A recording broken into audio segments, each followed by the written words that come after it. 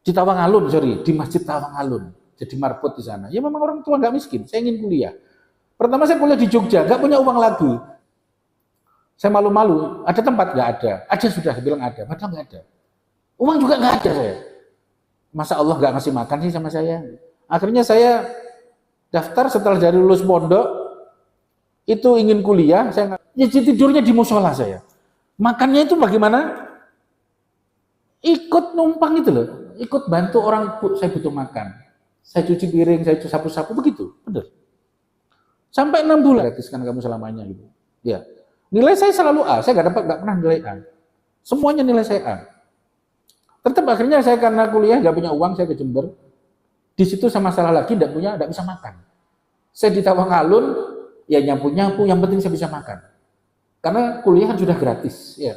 Baju itu hanya 3 buat kuliah. Nggak ada lagi, nggak gengsi saya. Sepatu 1. Hampir 6 bulan di situ. Kemudian ditawar lagi, ketemu dosen, loh, kamu kok tidur di sini? Iya. Loh, ngapain? Ya, saya nggak punya tempat tinggal, Pak. Waduh, sudah, kamu tinggal aja di Masjid Al-Qolam. Merawat di sana, ngaji di sana.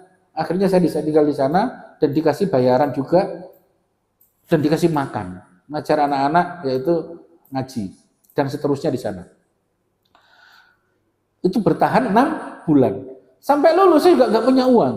Ya karena saya akhirnya saya bagaimana mendapatkan beasiswa. Akhirnya saya mencari di banyak hal untuk mendapatkan beasiswa dan mencari keuangan. Hobi saya menulis, saya setiap hari menulis, tulisan saya jual. Saya itu di Kompas, di Jawa Pos dan seterusnya.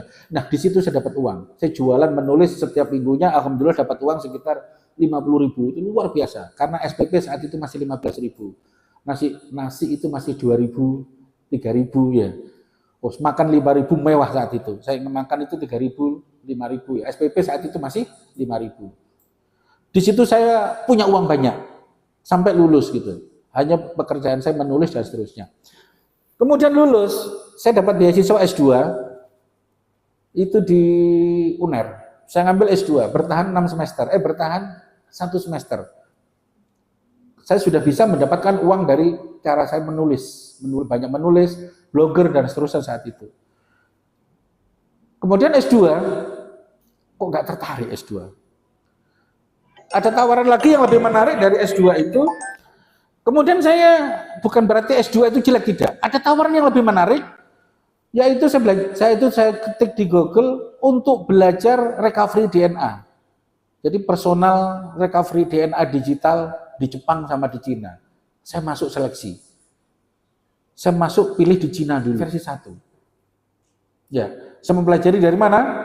Saya belajar dari kitab Al-Hikam, Ihya Ulumuddin, dan beberapa kitabnya Al-Muwatta, dan seterusnya saya pelajari. Saya belajar ilmu digital dari sana. Karena di dalam Al-Quran itu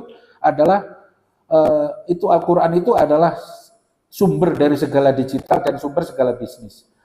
Contoh kalau mau bisnis digital, salah satunya surat Yunus ayat 24. Apa artinya coba? Yunus 24? Saya nggak hafal Al-Quran, coba.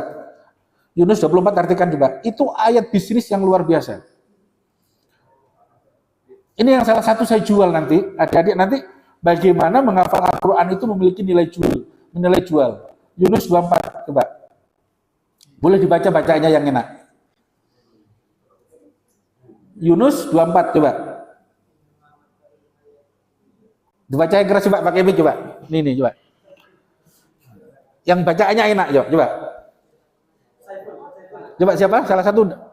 Enggak apa-apa, langsung praktek aja, enggak apa-apa. Coba. Nah, coba ini, ke sini, di depan, enggak apa-apa. Ke depan dibaca coba, ya.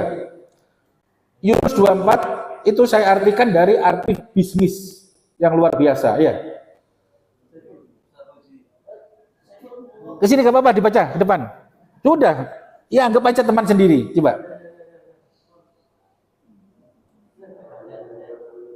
Coba ya. Ini. Dan langsung diartikan coba.